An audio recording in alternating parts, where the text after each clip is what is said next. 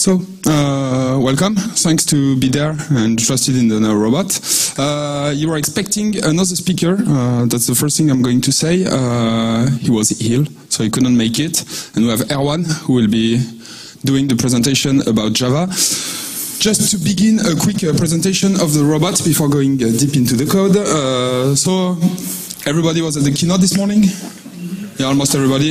Everybody saw the robot fall and so on. Okay. I hope you know that just to have fun about the robot. The idea is that our company, we are a French company called Aldebaran Robotics. This is our main product at the moment. His name is NAO, as you all know. Okay, so NAO is a humanoid robot. The idea of the CEO of the company was to create a robot that will be companions in homes. So maybe that's not that easy to understand what we mean about companions. At the moment, most of the robots that you can see on the market are robots that have a function. They do something. They clean the floor, they do something like that. Precise stuff. What we think about this robot is that you will have an emotional connection with the robot. So the idea is less to focus on what the robot is capable of doing than what kind of relation you will create with these robots once they will be in your home. At the moment, we are mainly selling these products to universities and research labs. But since we want robots to be in everybody's home, we have something that we call the developer program, where the idea is to get developers to have the robot in their home and to develop the applications for the usages that we will do with this robot in everyday life. It means maybe teaching stuff to your kids. It means maybe monitoring your home.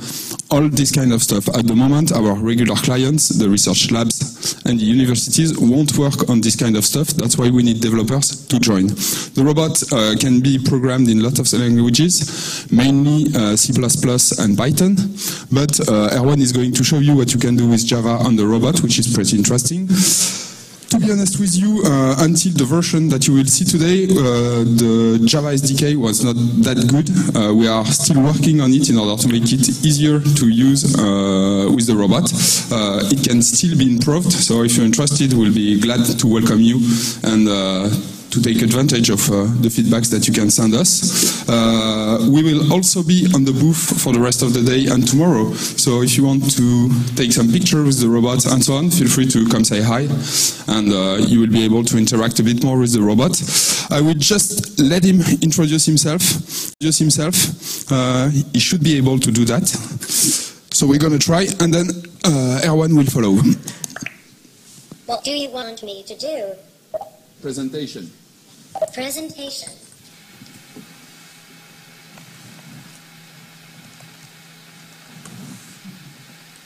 It's just loading. Hello, my name is NAO. I'm a humanoid robot, imagined and manufactured by Aldebaran Robotics. I come with a software and I'm fully programmable.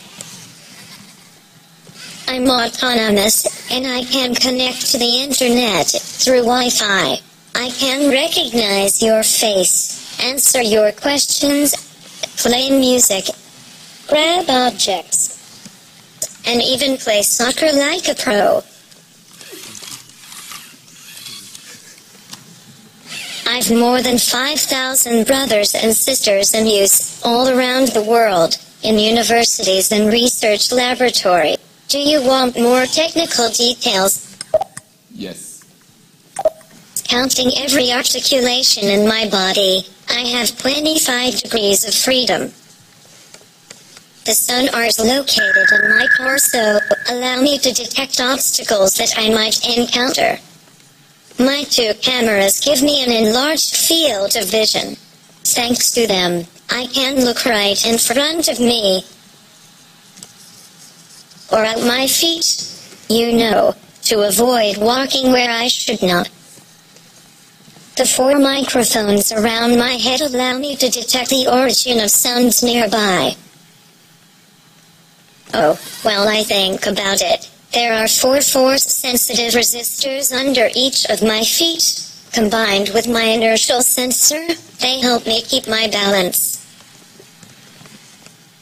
I can use some LEDs to express various emotions and interact with you.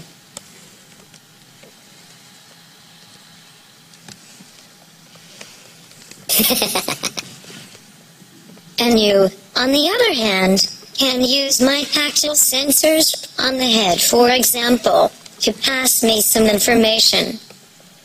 Well, I guess that's enough for the moment. Thank you for listening to me. That's it. Now, Aaron, this is for you. Okay, hello, yeah. So, I'm Aaron. I will present you the Java SDK that Aldebaran developed for the NAOqi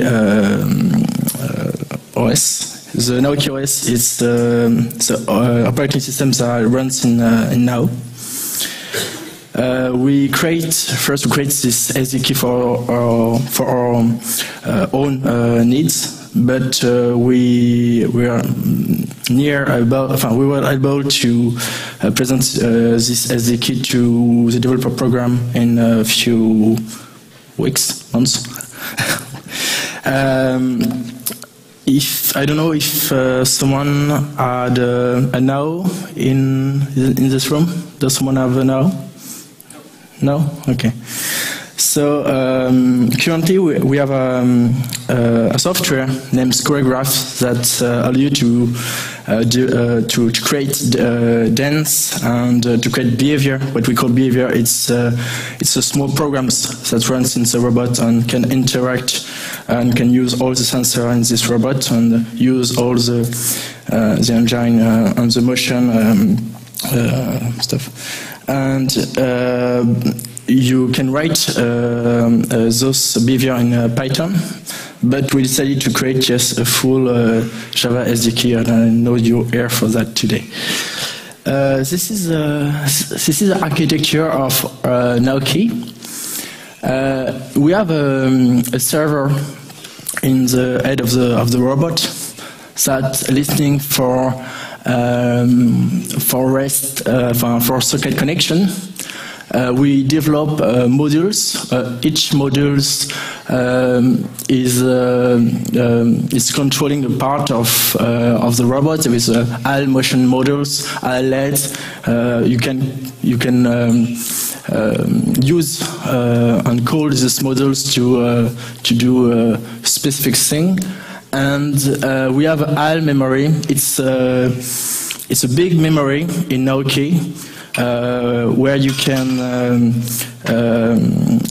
save data inside, and you can listen for other data. For example, when you touch the button over there, there is a value that is right in this memory, and you can wait for this value to be right and do some stuff. In fact, you can have some callback when there is event, when we have event in NAO.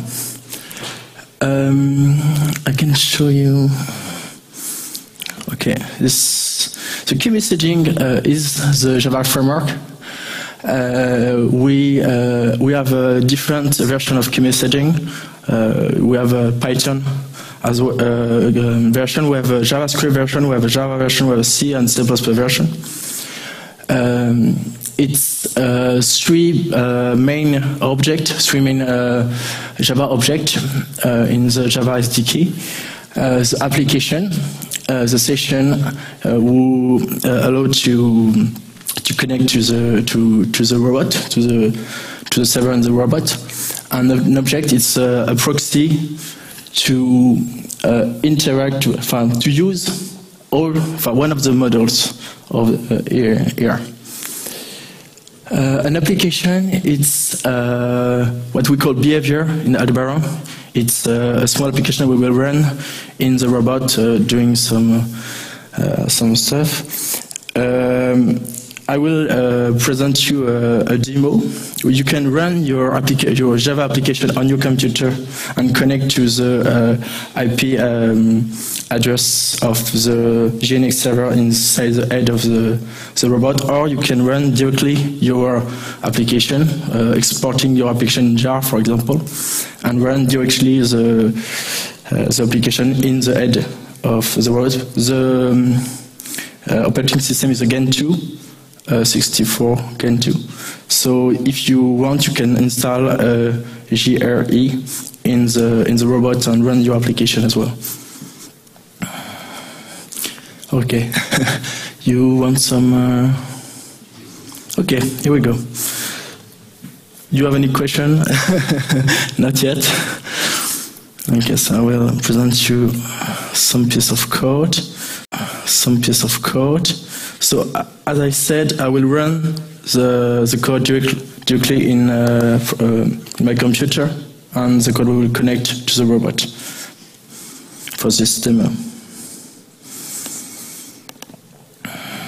So I will show you the code, and next I will launch the demo. So this is quite a simple Java class.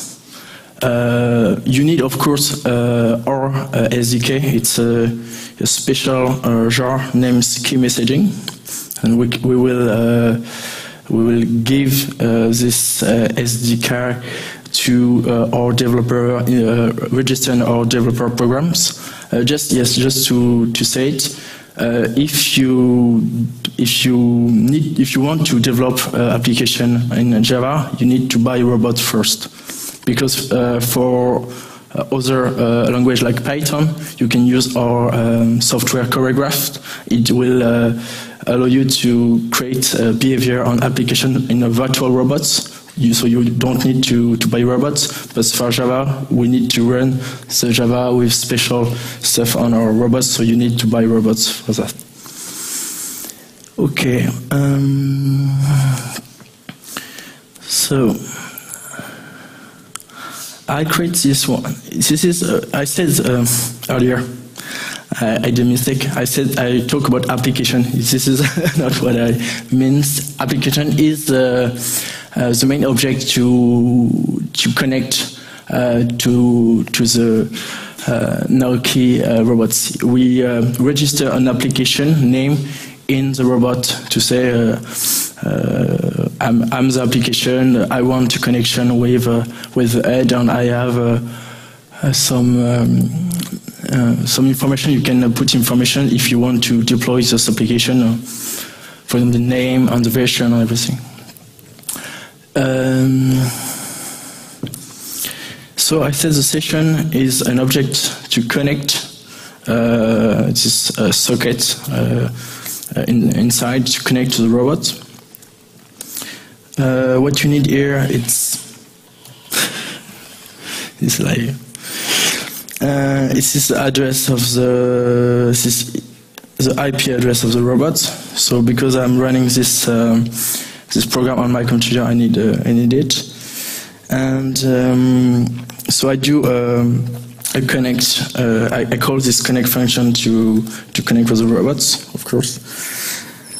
And this is this line is to ask for a module. You know, you remember the where am I? Oh, sorry, something wrong. Okay, this is I said that we have module, so that's module, Aldebaran motion, leads, and sorry. So we want to have a proxy on all motion object. We will this module is useful to move the hand and the legs of the robots. So we create a proxy. Okay, just for Java developers, I said we have a first version of our SDK. The object here is not Java object. It's a key messaging object. I know this is disturbing. We will change the naming because it's we could create a mess in your code. So you call the all motion models, and here we register. Oh yeah.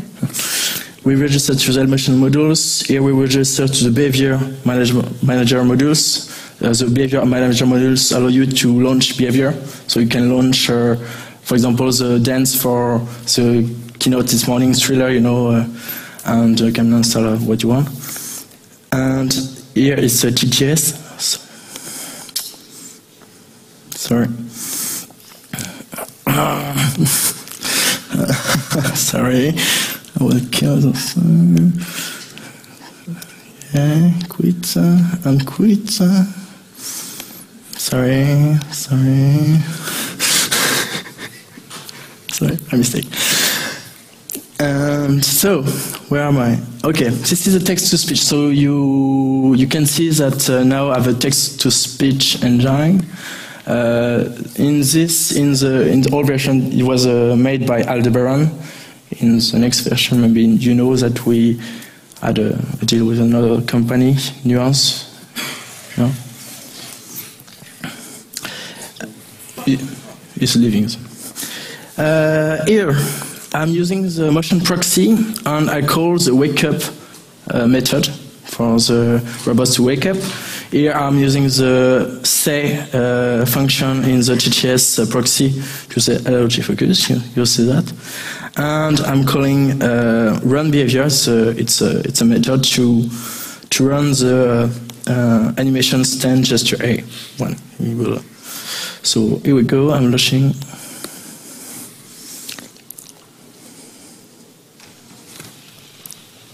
Don't fall. Wait a minute. Tu peux me passer le micro? Oh. What do you say?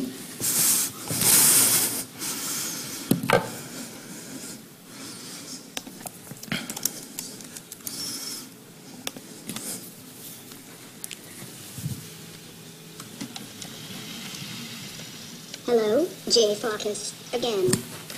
Hello, okay. Quoi? Ah, j'ai appuyé dessus. Hello? Okay. Anyway.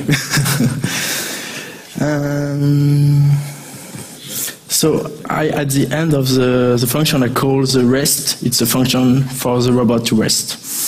We have plenty of API and documentation.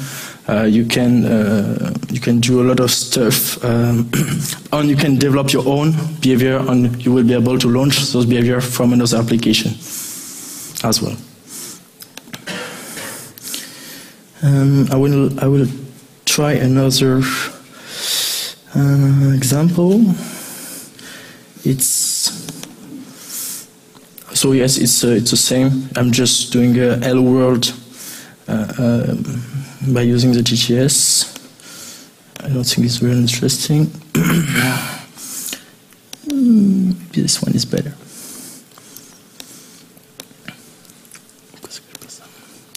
Okay. So this is a bigger example. What this example do? I will launch the example and then I will comment the code.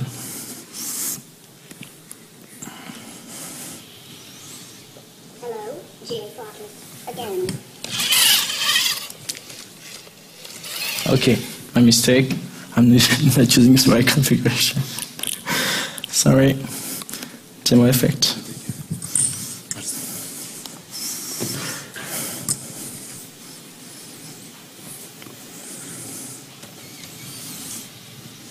I'm going to take a photo. 1, 2, 3, smile. Motor hot. Yeah. So I just displayed the picture, but you have a Twitter API. You can find Twitter or Facebook API and send the picture as well on those services.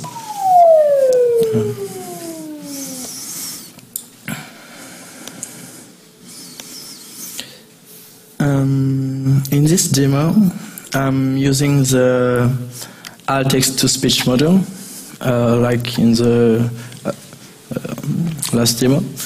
Al video device that allow you to capture a picture from now. So Al motion, Al audio player. What for? So it's where is it? It's main video. Okay, okay, it's yeah, okay. So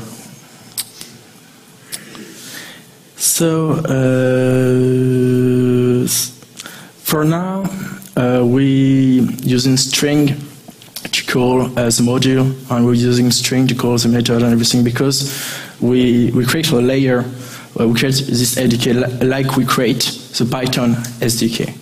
And we want to create a better SDK with all function. I want to create a text-to-speech object and have all function implemented in it. And yeah. Okay. Do you have any mock-up solutions, some 3D, robot that could be animated, or how do you test your?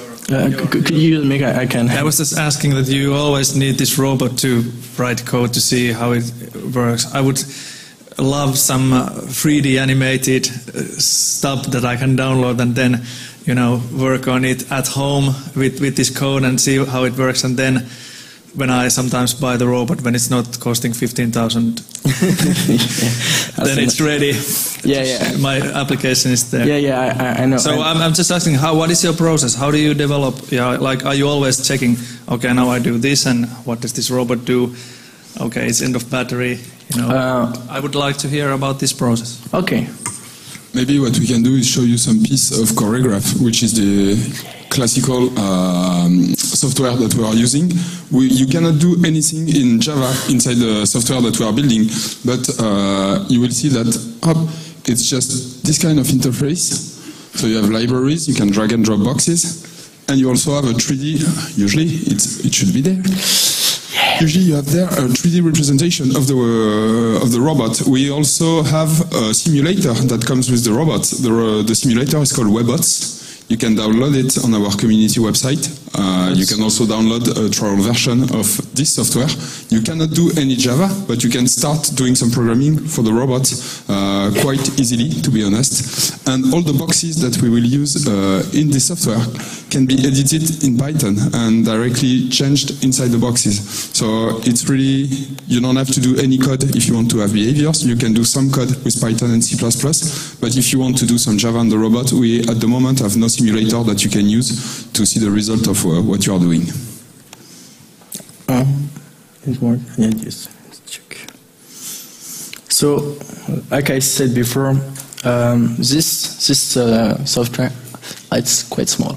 This software allows you to, by using boxes, to program behavior, small application, on your robots. But the language used behind it's Python. It's, for example, I can use these boxes, and I'll show you in live.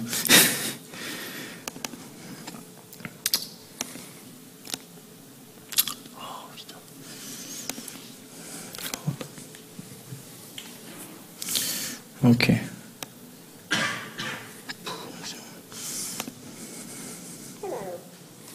So you can create, again. I'm launching my application, a small application, on the robot. Hello. Directly. And you can see here we have a 3D representation of the robot. He has the same pose than this robot. And I can even do it myself.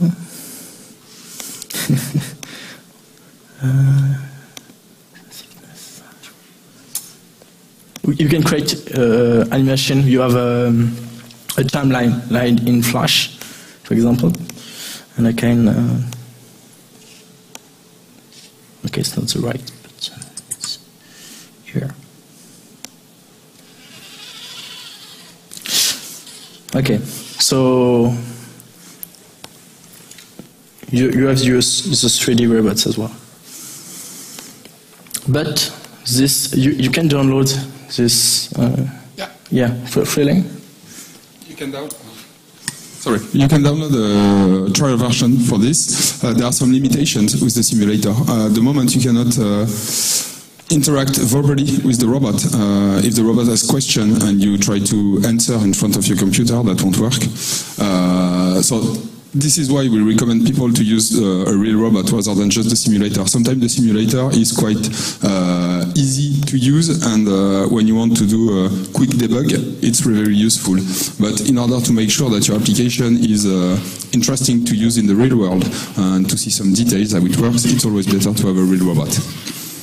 but we are doing our best in order to enhance the simulator that we have and to make sure that you can do more and more with it, even if it's not enough. So you have a lot of bugs. No? Just had a question. Is it possible to, this isn't available for Java, but is it possible to generate kind of the documents that this is using with Java so that you could see, kind of generate what you were supposed to do and then run it? Yeah, what you can do in Java, you can do in Python, so you can do it with this software. You can even create, I would say, a first version of your application in the software, and download. You can even edit those. This is Python. Yeah, and you can edit all boxes. You can edit directly the Python code. This is go to sit down box. I mean, most of our developers use Choregraphe to create behavior, or dancing, or animation interaction. But we think that Java can give you more power, more interesting thing to do. For example, me, I'm an Android developer. I worked before on a big Android application, and I'm creating a remote to control now with my Android phone, and maybe with Google Glass if I can have a pair. And I think there is a lot of possibilities with the Java SDK. This is a first version, I would say, an alpha version, but I think we can create a big community. We can use a lot of Java API already existing. For example, Twitter, Facebook. You will have API for everything, I would say, in Java. And for example, in Android, you can. I'm creating an application in my free time to have a communication with the robots, and to be able to have a phone call with the robot. I mean, I use a speaker and a microphone of the robot, and I'm using the Bluetooth connection to, like in your car. So I think there is a lot of possibilities with Android, with G2EE to use to interact with the robot. So you have a lot of models created in Python. We will do the same in Java. We want to create bricks, and you'll be able easily to create a full dance with. We want you to have power, and we want you to have the possibility to create a quick application with, for example, Gangnam Style in a 5 line of code or something. And so we will improve, and we are improving the Java SDK as well. But you have a lot of boxes, and all those boxes you can call all those boxes in Python with the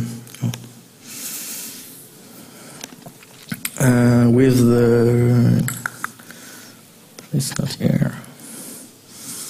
Sorry. Good. You know, here I'm calling a behavior, and the name of the behavior it's A1. This is a Python script compiled for the robots, and is calling a Python script that say hello the world.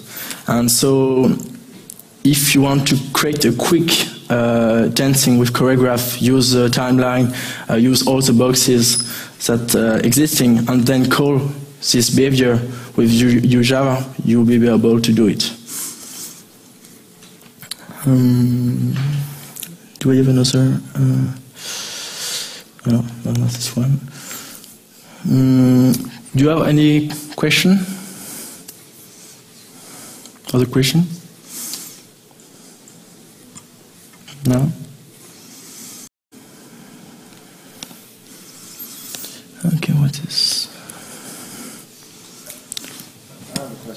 Okay, sorry.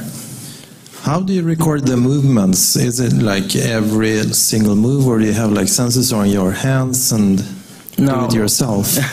we try. We do a lot of proof of concept to use, for example, a Kinect, to move on a Kinect and to record, to catch, or maybe a lip motion. But this is just a try in our R&D team. Right now, you have a way to create. You can create. Oh, sorry. You can create it in Java. Also. If it's not in Java, he was mentioning just before the word timeline. In fact, for the robot, you can have some computings, but you also have to take into account the fact that the robot is moving in the real world, and so it sometimes takes time. So the idea of timeline is that you can set some keyframe, and you can use the robot in different way in order to get him to move. For example, you can just freeze one movement like that, freeze another like that, and it will do all the computation in order to make sure that you will move from the first point to the last point. So you can set different keyframes like that, and it will do all the computing. You can do this for the arms, but you can do this for the legs, for the head, and so on. So most of the animation is done like that by the 3D animators that are working at Aldebaran at the moment.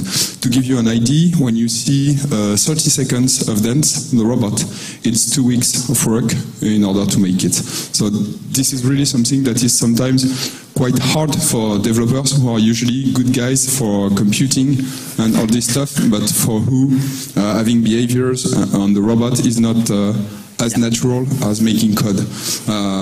So you can decide to use the keyframes. You can also... Sorry. Nothing is left. This is a bunch of suicidal robots that we took with us. So there are several ways in order to animate the robot. You can also, like it did before, just edit from the 3D representation of the robot and move the gears yourself in order to decide where it should stop. And some developments have been made in order, for example, yes, to use the Kinect on the robot. So you just plug a Kinect on the USB port, and there's a member of the developer program who created a behavior where you just have to move in front of the robot, and he will do the same moves as you he gets through the Kinect. So there are several ways to do it. We are trying to make this as simple as possible, even if at the moment it's true that 3D animators feel comfortable with the robot, and it's not exactly the case for every classical developer, let's say, when they want to use it on the robot. But if there's interest for you to do that, it's something that you can really do quite easily with some work. I'm just showing the keyframe. It's like a flash time frame. I'm sorry. And I connect to the virtual robot. It's not connecting to this robot because if I try, he will fall on his back. You have something? Okay. Maybe someone has another question? How long battery time is it? Oh. So the question was, how long can the battery last? It depends on what you do with the robot. If you use it a lot, skin to dance and so on, the battery won't last for more than 45 minutes. If the robot isn't doing a lot, it can stay on the battery for like 1 hour and a half. It's not that much. But you get to take into account the fact that even if the robot is doing nothing, if it just stays like that, there is power in the gears in order to keep him standing up and so on, so he's always consuming energy. That's why the battery is so small. We are trying to improve this. To be honest, the first things that we are working on is to make sure that the robot can recharge himself, which could be a first interesting step. He will soon, we already showcased it to some developers, he will soon have a seat, and so he will be able to monitor his charge and know, for example, that when he only has 10 or 5% of battery left, then he will walk to the chair, because it's a chair, and just by sitting on the chair, he will start recharging himself. At the moment, you need really to plug him, so it's just impossible for him to do it himself. But with the chair, this will be easier. Yeah, at the moment he's disconnected. Yeah, exactly. You mean Skillo? Oh. But he can stay on battery. 1 hour. So this is for the battery. 1 hour, 1 hour and a half, depending on what you plan to do with the robot. Other question? I'll go over there. I'm wondering how much a robot costs. So about the question was, what's the price of the robot? At the moment, the robot is sold 15k euros, which is a heavy price. It's mainly, as I was stating at first, for companies, for research labs, and for universities. You heard me say that we wanted this robot to be in everybody's home, so we know that the price is far too expensive in order to make this happen. So the price should step by step go down. We should have a change in the price this year. I cannot tell you exactly when, but we should have a change, and the robot should be about half its price, half the price is at the moment. So yeah, it's still expensive, but it's more affordable than it is today. And it's for the same, I guess, for almost every technology that is emerging. You know, at the first time it's very expensive because there are only a few robots, and that it costs a lot to develop it. And then the more copies we will have worldwide, and the lower the price will be. But at the moment, yeah, it's 15k for the robot. Other question? Other question? Yeah, I was a bit curious about when you're coding for the robot, can you code kind of behaviors, kind of code a personality for the robot, so that the robot, for example, in the mornings gonna go fetch the newspaper and put it on a table, or I guess in the future climb up on the desk and start making coffee in the morning? Kind of, what kind of things can you do now, and what's your vision for that? Oh, at the moment, I'd be happy if you could bring me my newspaper in the morning, but to be honest, it's not the case. There are lots of things, if we just take the example you took, to think about. It means that the robot knows how to navigate inside your home, he knows how to grasp objects, how to move objects from one place to another, he knows a bit about you. That's really a lot of stuff. So we expect him to be able to do this, as much as you expect him to be able to do this. But I'm not sure this will happen like next week or the week after. Regarding, we have some developers. We are working on project about this at Aldebaran, but to be honest, I'm not following them, so I don't know exactly where we stand. I was in Japan last week, and we have a developer who was showcasing, he created like all an emotional system with 5 basic emotions on the robot, and several degrees for all these emotions. And on top of that, he's got his own applications running, like game and so on. And the applications don't run the same depending on the feelings that the robot is having. For example, if he's happy, everything is going to be perfect. If he's a bit angry after you, maybe you will try to launch a behavior on the robot and he will just refuse because he's in a bad mood. So these are stuff that we are trying. You may laugh about this, but there's an example that I like to present usually. It's, for example, if you think about playing poker with the robot, you don't want just to focus on artificial intelligence. I mean, I can do that with my phone, with my computer, this is perfect. What we expect from the robot is, that's what I was saying, how it will create an emotional connection with you. And for example, what will be new with this kind of device is to start thinking when you code, for example, this poker game, how will the robot cheat? How will he react if he sees that you cheat while playing? So this is all new stuff that you won't see on a phone or on a screen. I mean, there's no sense for a screen to try to cheat me while playing.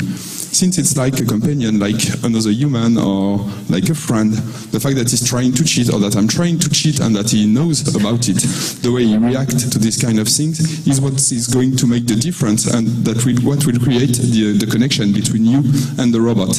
Once you will play poker like that with the robot, you will never try to have a poker game with your phone or with your computer. So this is really this kind of stuff that we are trying to highlight to developers. The idea is not just to make a perfect computation on the robot.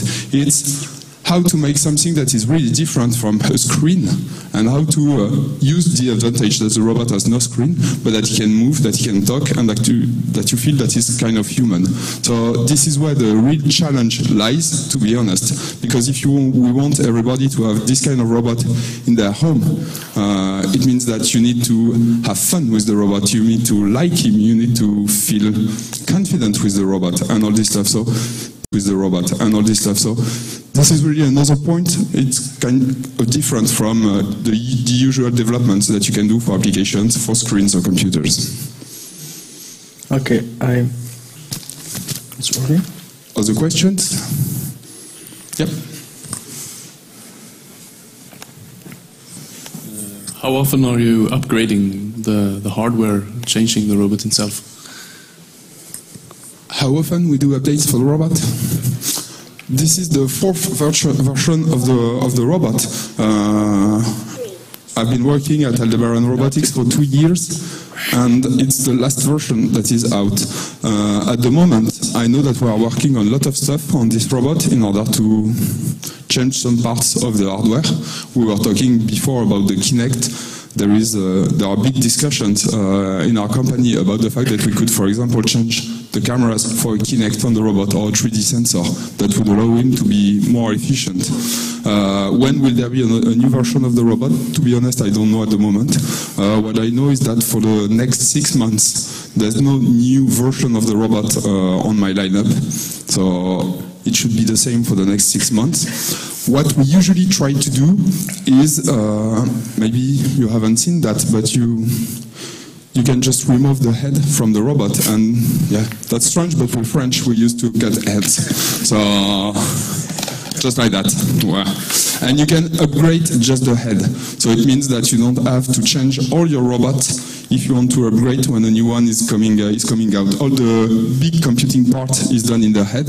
You have you have chip, and you have a chase controller here, and you have a lot of small controller in the legs and everything to control the balance. The balance of the body, that's it, but all the computing part is done in the head. So we have developers who already just upgraded by switching from one head to the new one in order to have new possibilities with the robot. And you have in the head an Ethernet port and a USB port, so you can plug any USB device you want. 4G USB. Does it answer your question? Yeah. Yeah? Sure? I have a follow-up question. Yeah, Things seem to tip over sometimes, like easily. Is that like in the software or in the hardware in between?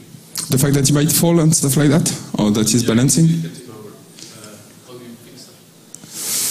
Well, we could fix that if every robot was the same. At the moment, all of these guys are just built in our building, and depending on who create them, I'm missing the words, but I think that you will understand when you do something like that on the robot in order to... You see what I mean? Yeah. Screwdriving stuff. No? That's it.